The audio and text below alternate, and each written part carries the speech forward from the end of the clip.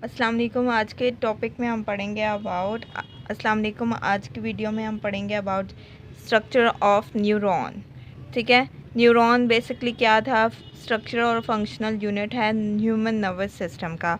अब human nervous system होता क्या है, ये मैंने डिटेल वीडियो जो सा है वो प्रीवियस बनाई हुई है। आप जो सा है मेरे चैनल पे जाकर चेक कर सकते हैं। ठीक है, अब जो सा है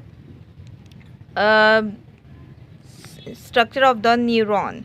अब जो सा है स्ट्रक्चर ऑफ न्यूरॉन पढ़ने से पहले आपको पता होना चाहिए कि क्या होता है nervous system. Human nervous system जो सा है डिटेल वीडियो मेरे चैनल पर अवेलेबल है, आप जाकर देख सकते हैं। अब जो सा है स्ट्रक्चर न्यूरॉन में न्यूरॉन का स्ट्रक्चर हम पढ़ने लगे हैं कि न्यूरॉन का स्ट्रक्चर क्या है। न्यूरॉन का कुछ इस तरह का स्ट्रक्चर होता है। अब इसकी लेबलिंग स्टार्ट करते हैं कि ये सारे पार्ट्स को कहते हैं। सेल की जो सी है वो लेयर होती है, डिफरेंट सेल जो से हैं, यानी सेल की एक लेयर होती है। उस सेल को हम कहते हैं सिचुआन सेल। सिचुआन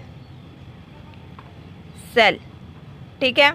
ये सारे जो से हैं न्यूरॉन्स के ऊपर जो सेल प्रेजेंट हैं उसे हम कहते हैं सिचुआन सेल। अब सिचुआन सेल जो सा है उसके ऊपर जो सी है वो एक कवर होता है या कवरिंग होती है। ठीक है, उसको हम कहते हैं माइलिनेटेड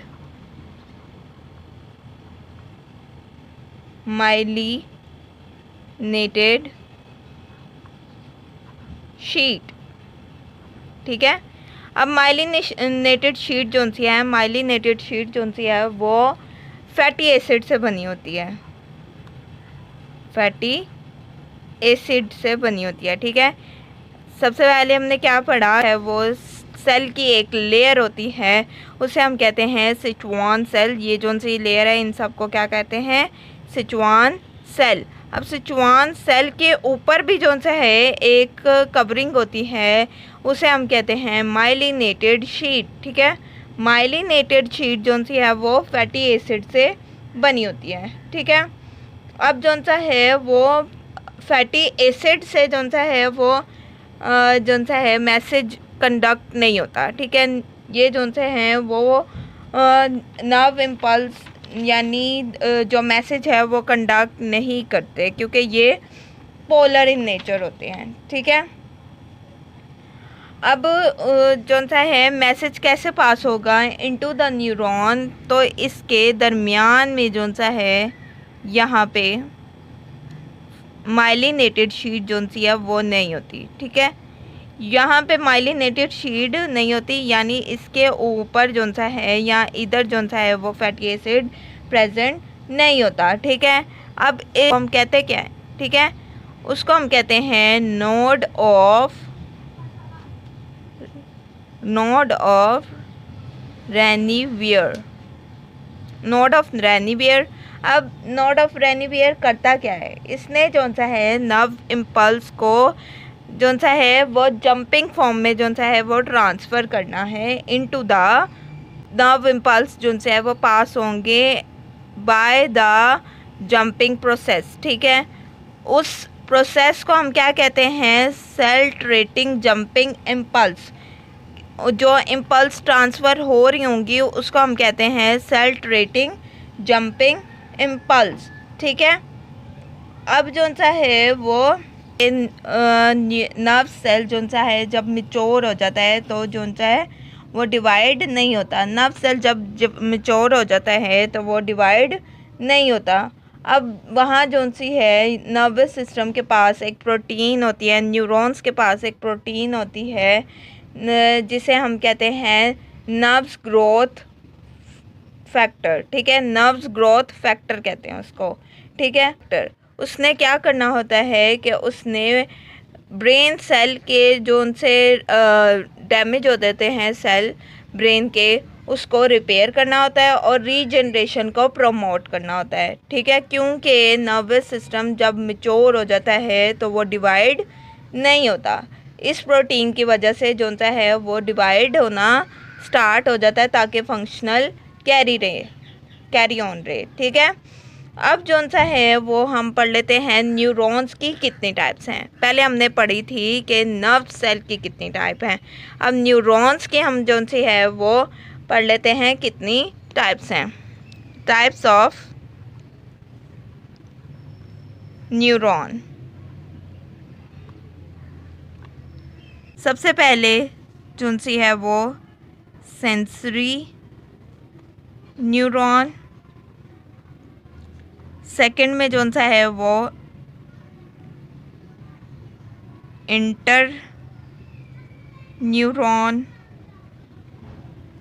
थर्ड में जौन सी है वो मोटर न्यूरॉन। ठीक है, अब इन सब का जौन सा है फंक्शन पढ़ लेते हैं कि इस तीनों में क्या क्या फंक्शन है, यानी इन तीनों का क्या क्या फंक्शन है।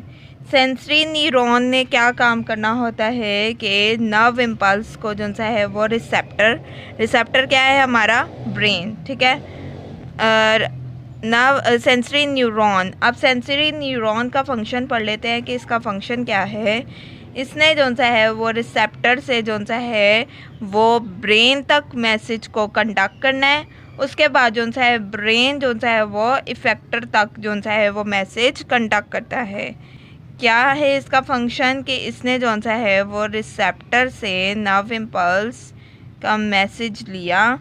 ठीक है, उसने आगे ब्रेन को दिया, ब्रेन ने आगे फिर किसको दे दिया, इफेक्टर को, ताकि वो इफ़ेक्ट करे। ठीक है, यानी रिस्पॉन्स करे आगे। फिर जौन सा है मोटर न्यूरॉन क्या होता है। मोटर न्यूरॉन्स जौन से हैं उसने कोऑर्डिनेटर से जौन सा है वो इफेक्टर तक नर्व इम्पल्स को ट्रांसफ़र करना होता है। कोऑर्डिनेटर से जौन सा है वो इफेक्टर तक मैसेज कंडक्ट करना होता है। अब ये जौन सा है इसका मोटर न्यूरॉन का, ये मोटर न्यूरॉन का फंक्शन क्या है कि कोऑर्डिनेटर से इफेक्टर तक काम करना है, उसने ट्रांसफ़र करना है नर्व इम्पल्स को।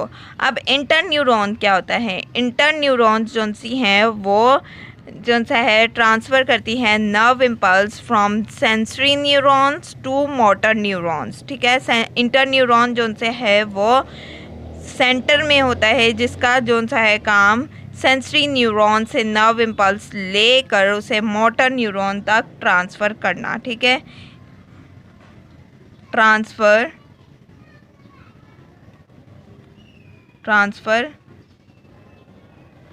नर्व इम्पल्स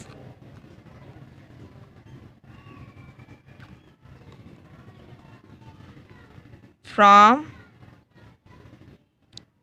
sensory neuron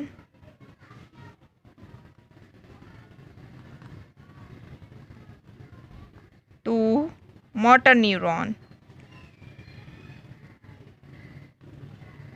ठीक है, अब हम पढ़ लेते हैं कि इन तीनों में जौन सा है वो डेंड्रॉइड कितने प्रेजेंट होते हैं और एक्सॉन कितने प्रेजेंट होते हैं। ठीक है, अब सेंसरी न्यूरॉन में जौन सा है वो सिर्फ एक जौन सा है एक्सॉन और एक जौन सा है वो डेंड्राइट प्रेजेंट होता है।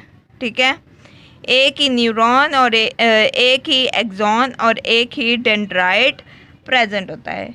और मोटर न्यूरॉन में जौन सा है वो ज़्यादा सारे जौन से हैं मोर एक्सॉन और मोर ही डेंड्राइट प्रेजेंट होते हैं। ठीक है, लेकिन इंटर न्यूरॉन में क्या होता है कि इंटर न्यूरॉन में सिर्फ एक एक्सॉन होता है और मोर जौन से हैं वो डेंड्राइट प्रेजेंट होते हैं। ठीक है, रिवीजन कर लेते हैं कि सेंसरी न्यूरॉन में एक एक्सॉन और एक ही डेंड्राइट प्रेजेंट होगा। इंटर न्यूरॉन में एक एक्सॉन और बहुत सारे जौन से हैं वो डेंड्राइट प्रेजेंट होंगे। मोटर न्यूरॉन में जौन सा है वो बहुत सारे एक्सॉन भी और बहुत सारे डेंड्राइट भी प्रेजेंट होते हैं। ठीक है, ये थे types of neurons.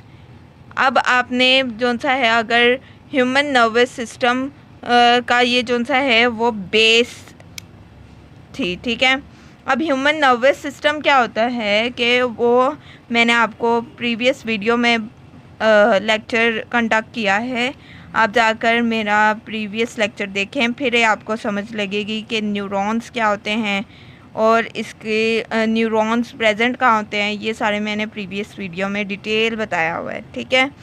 If you like the video please subscribe to my channel and press the bell icon that you will never miss any of my video. Thank you.